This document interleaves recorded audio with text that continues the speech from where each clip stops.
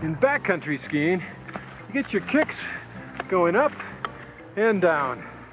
But the real payoff is solitude, plenty of fresh air, and some truly magical places. I'm John Viehman. Join me in the Sawtooth Mountains in Idaho as we make our own adventure skiing to hot springs on Trailside.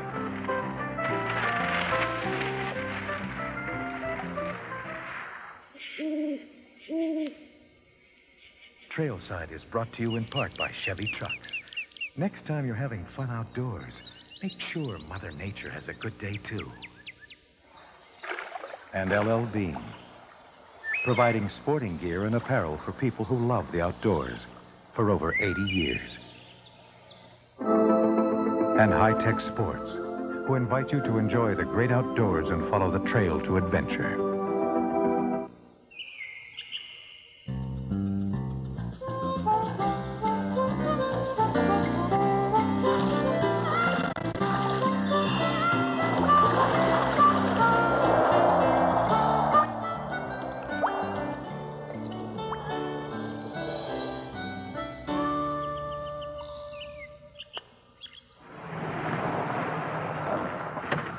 This is the town of Stanley, Idaho, about an hour and a half's drive north of Sun Valley. Now the sign coming in says population 71, and most of those people are descendants of the miners who discovered gold here in 1863. The rest are newcomers who are just crazy about the outdoors. You see, Stanley is in the middle of the Sawtooth Mountains, and there are over 1,000 square miles of wild Idaho terrain around this town, not to mention plenty of nearby hot springs. And by mid-March, there's 4 to 6 feet of snow covering the valley floor. Now this week, we'll be taking 2 trips to 2 different parts of the range, one low and one high above tree line. Both of them are easily accessible with a little bit of effort, and both promise some spectacular backcountry skiing. Oh, and some great soaking. So let's get ready. Look at all this stuff, and where am I going to put all that food? Well, if we eat it before we go out, we'll have less to carry. Hey, Tim. Hey. Didn't somebody famous say that at one time? Yeah, Winnie the Pooh. But, you know, that's backcountry skiing in winter. 30 to 50 pounds even on short trips is pretty normal. I'll be skiing with Tim Breuer, a backcountry fanatic who's skied Idaho for over 10 years. And during the week, he works as a coordinator for a new trail system in Boise. Hey, Tim, I've done a lot of hiking with packs, but not much skiing. Is there a big difference?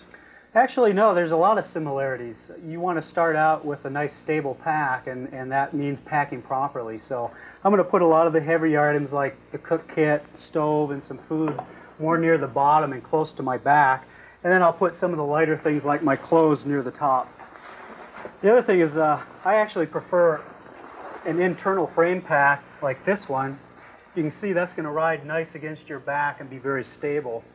And the other thing is to try to avoid, if you can, side pockets, because when you're out on the flats poling, you don't want anything to get in the way of your arm movements. Well, now, what about adjusting the shoulder straps and the hip belt? Well, I think maybe we'd be best if we did that at the trailhead when we're on our skis. Well, I think we hit the weather just right. Oh, yeah. Yeah, I see why they call them the Sawtooths.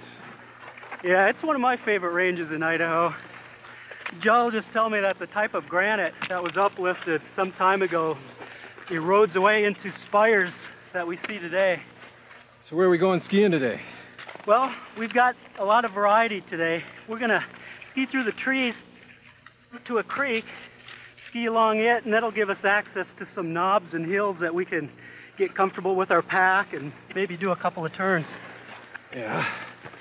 You think we got enough weight in these packs? They're not getting any lighter, are they? No. I can see why it's a good idea to always put your pack on before you, or after you put your skis on. It's hard enough juggling all this weight without having to get your binding set up, isn't it? Yeah, it sure is. Well, one of the things I find that's real helpful in skiing with a backpack is to really tighten the hip belt nice and snug. You can see it's fairly loose now, and it'll create a swaying in the backpack that could throw me off balance and maybe cause me to crash. And I definitely don't want to do that. So I'm going to tighten this thing nice and snug, which will draw the weight into my back and my lumbar area. And that'll create kind of a space or a looseness around my shoulders. That way my shoulders won't get fatigued when I'm poling and touring. How about the sternum strap? How do you handle that? Well, the sternum strap is very helpful to draw that weight into your spine and your back area and kind of distributes the weight evenly. That'll give you a lot of stability as well. So skiing with a pack is a lot like backpacking, only you're really putting all the weight down here on your hips, where in backpacking you'd be 40% of the weight on your shoulders. That's exactly right. It's quite a little bit different than backpacking. Okay, ready to head out? I am.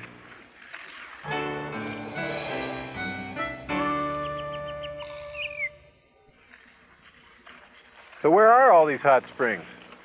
Well, there's some along the base of the mountains and others along the streams. And how do you find out about them? I guess it just comes from being out there and exploring. Oftentimes people won't tell you where they are. I know of a couple. You got to promise not to tell anyone else, though. Well, I'm starting to slip a little bit. What do you say we stop and check our wax out? Yeah, I'm losing my kick too. You got wax handy? Yeah, actually I've got some right in my pocket here. I'll show you a little trick so we don't have to take our packs off. Okay. If you want to flip your ski up, All right. I'll wax your ski, and when we're done, you can do mine. All right. I think this warmer wax is going to work a little better for us today. Yeah. Well, the temperature's really risen since we started out this morning. It must be 20, 30 degrees warmer. Yeah, I think you're right. You know, that's really the whole idea behind waxing, is paying attention to the weather. And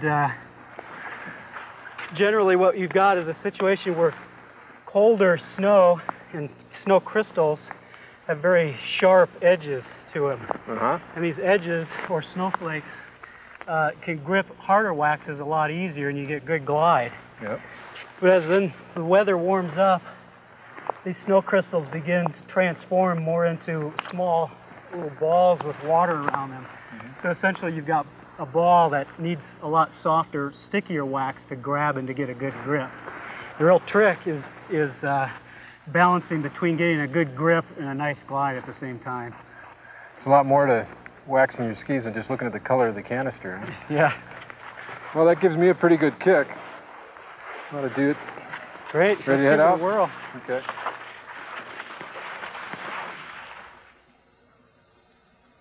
How's this wax work on water? I'm not sure. You want to go first? No way, you're the local expert. You go.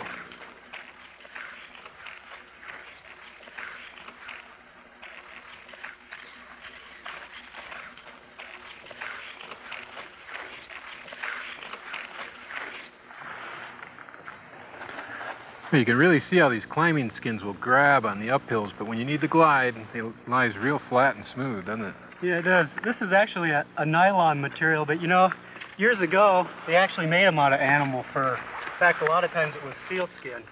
Huh. Hey, what's that on your ankle? Oh, this is called a heel check that I made, and I slip it underneath my heel when I'm climbing steep pitches. Keeps my heel elevated and preserves my calf muscles. It just makes it kind of like walking upstairs. Huh. You have a route picked out?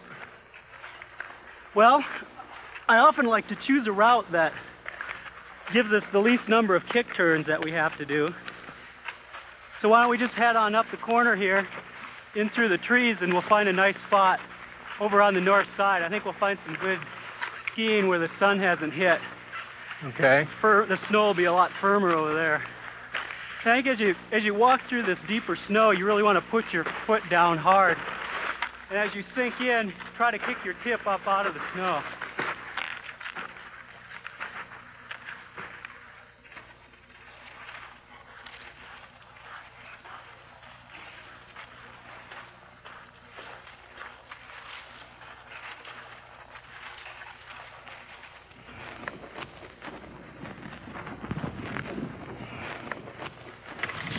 Oh, it's nice to be done with those uphills.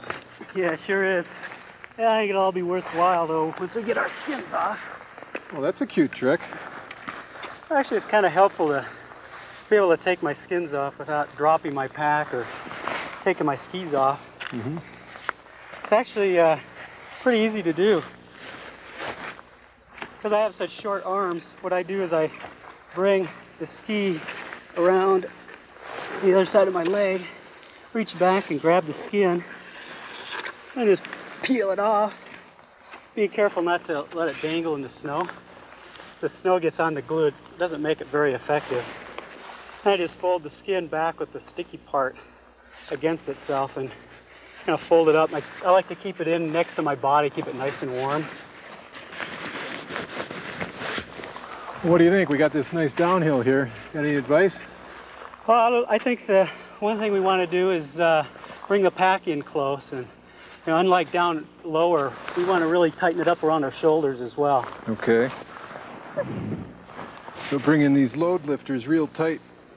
Yeah. Hip stabilizers in. Real snug. Great. As far as your body stance goes, I guess what I find helpful for me is to keep my knees a little bit bent. And I keep my arms and my hands down low, but a little bit out in front of me. Okay. And if you keep one ski just a little bit in front of the other, that'll give you really your most stable position. I think one thing to keep in mind, though, especially when we're skiing with packs, is we want to ski fairly conservatively, but also ski under control. Well, on this hill, I guess for me that means a gentle traverse across the fall line, and then maybe a kick turn and come back over and just sort of zigzag my way down. Yeah, I think what I might do is just go right down the fall line, do a couple of telemark turns. How about if I meet you on the other side of that knoll down by that tree? Okay. See you down there. Okay.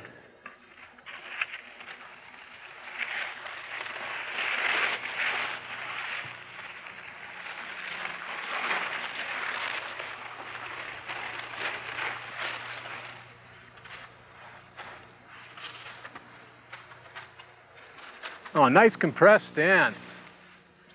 Facing downhill, nice rhythm. Downhill technique for backcountry skiing has changed a lot since the early days. Before I came out to Idaho, I met with John Allen, a ski historian, who gave me some perspective on the days when skiing was, well, just skiing, and there weren't any differences between cross-country and downhill. Skiing is 5,000 years old, and we know this from bog skis found in Scandinavia and Russia, which makes it the oldest sport in the world. And in the United States, Norwegian immigrants came to the Midwest, where they sort of started skiing in 1840. The photographs I have here, this first one here, is from California. And these are gold mine racers here with their long skis and the poles in the racing position. Was open to anybody. Women, children, miners, ministers, tax collectors, people going off to buy bread and so on. The pole was very, very important, and how you used it is well shown in this photograph from 1904 on one side of the body or the other. So they just dragged it behind them like a rudder? That's right. And we have some of these skis. This is from the 1890s. A very primitive ski. You put on your work boots and you simply jammed your work boot under the leather harness there.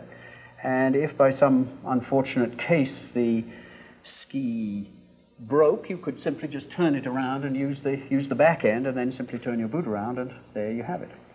By the 1920s, things have got much more sophisticated, and you can see the development of the heel strap here, and indeed this is a boot for skiing. But really the 1930s is the important development, because we've got all sorts of new things. Steel edges for a start, and therefore you can turn. And you've got a much more sophisticated ski here for downhill, which means that you've got to have a very, very firm heel, and that's made possible by this cable here. The boot itself is very, very strong too. This is the sort of state-of-the-art boot, something all skiers would just absolutely die for in the 1930s. Then there's the development of the metal ski. Again, a very sophisticated boot with buckles, held very, very firmly down here, and now with releasable toes and releasable heels, because there are more people skiing and more accidents taking place. And this is really state-of-the-art modern skiing with a modern boot.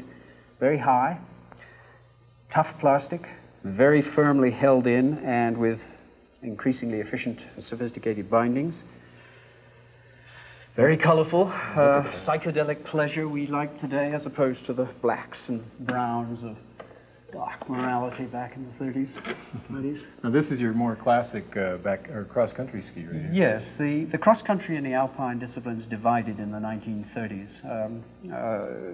at the Olympic Games, for example, there were the two disciplines, and it's after the war that many, many people take to cross-country as a recreation, and that's a recreational ski. And this is your modern-day track ski? Right? Yes, this is also a recreational ski, but on tracks, and you can see the enormous amount of heel lift that you get and the very sophisticated binding here, but you're not going track skiing. No, I'm going backcountry skiing. Well, that's rather different from the track skiing. Yeah, well, it's kind of interesting, you know, it's a combination of a lot of these things. It's almost a hybrid of all this. So you've got the stiff boot of an alpine or downhill ski, and you've got this cable binding that's, what, started in 1930, you said? Yeah, right. You've got the free heel. And light boots. Right. And then you've got the metal edge ski, a real wide ski, too. And no groove. No, apparently the technology is such that the materials are stiff enough on their own. You don't have to have that groove for directional stability. And so this is what you're going into the backcountry of Idaho on? Yeah, into the Sawtooths and finding hot springs. Oh, I wish I could go with you. Good luck. Thank you.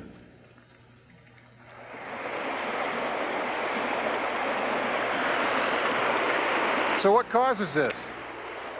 Well, it's like a lot of other hot springs in the Northwest. This water could actually be coming from as deep as 2 miles below the Earth's crust.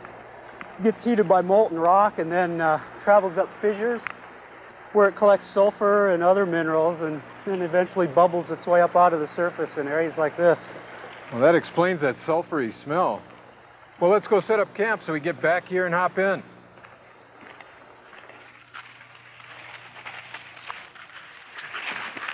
Well, this looks like a pretty good spot right up here. Plenty flat. We're well back from the water. We have a nice morning light coming into camp. Why don't we do it right here? We'll set up the kitchen. You can take care of the tent sites. That sounds good. I'll just stomp out a nice pad for us to set the tent on. Hey, what is this stuff? I've been seeing it everywhere. Some people call it deer moss, but I call it goat's beard. Goat's beard? Yeah, you know, goat's beard. No.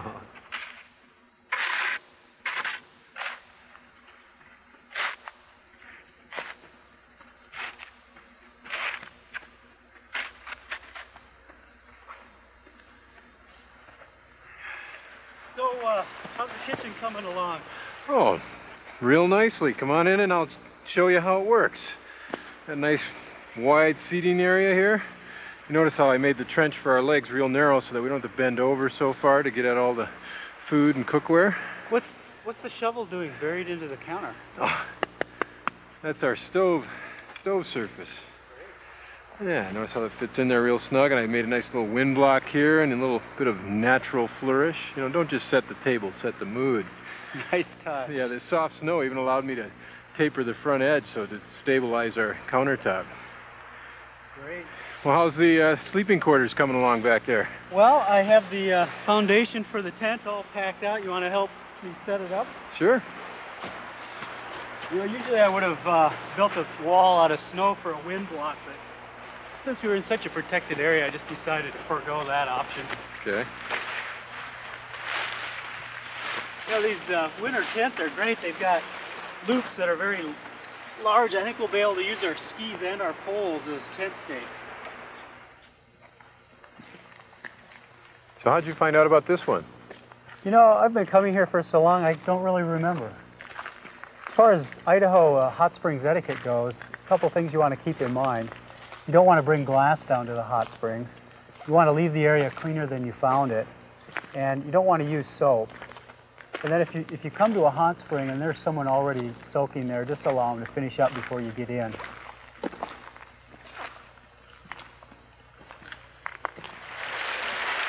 Oh, nothing like an outdoor shower. Hot. Oh.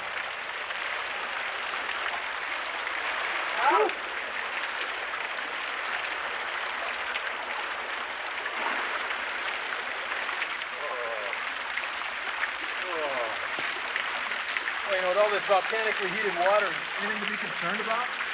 Well, I think the key is just picking the right hot springs. Like this one next to a river is a really nice choice. But you want to be careful on some self-contained hot springs like in Yellowstone. Several of them have a possibility of superheated water being injected into them, and it's a very dangerous situation. But this one's just right. Boy, I'm already cooking. How about you? Yeah, I feel good. Hey, you know, I've got an idea. Follow me. Watch the rocks, they're a little slippery. Oh no, here we go. Something tells me I'm not going to be hot for long. Whoa!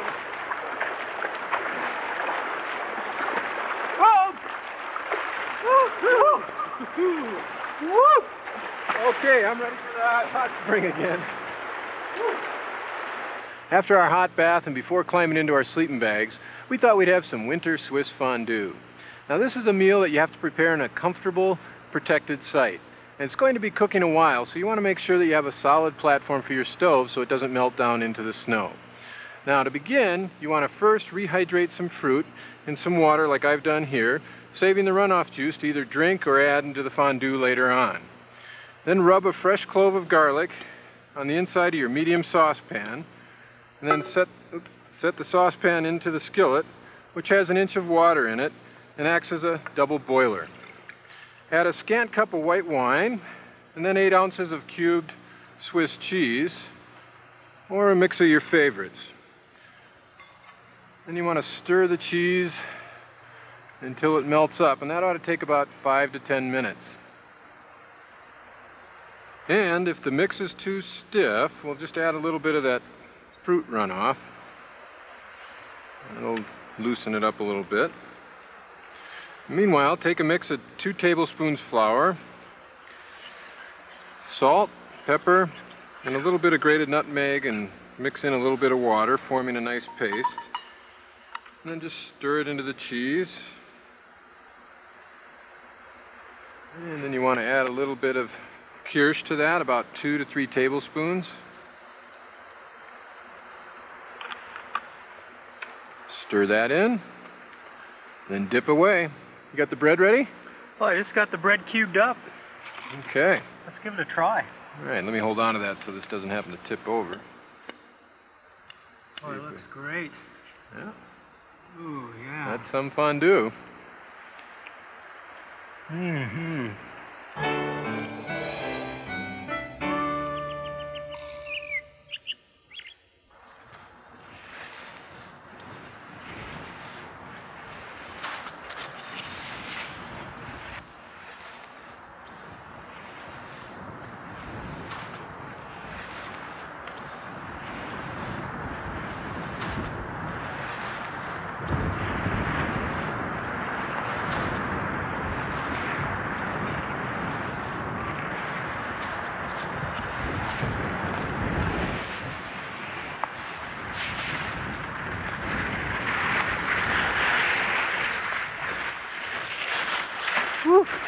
Oh, you had some nice turns up there. Oh, that snow is crusty but challenging. Yeah. Tell you what, I'll meet you at the bottom. Okay, see you there. Well, getting out there in winter doesn't mean getting primitive. In fact, it's quite civilized. From hot baths and Swiss fondue to kitchen islands and cozy sleeping quarters. It's all there waiting for you. Just turn off your TV and get on some skis. See you next time on Trailside. Whoa, little fella.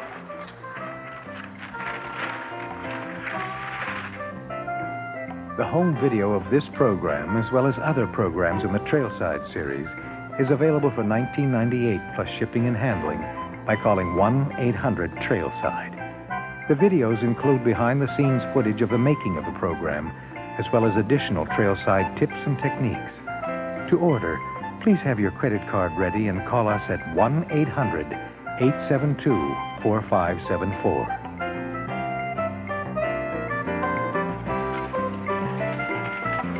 Looks like another party of skiers has been through here. Yeah. Hey, what's the Boise Trails Coordinator do exactly? Well, I work with a variety of agencies and private landowners to get access to trails in the Boise foothills. Uh-huh. How'd you get interested in trails? I guess it just came from many years of using trails myself, and I saw some of the access to the trails being lost, so I wanted to get involved.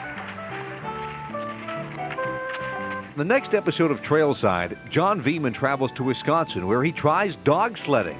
Don't miss it, Tuesday, December 6th, later than usual at 7:30 p.m. Eastern, 4:30 p.m. Pacific Time, right here on TSN.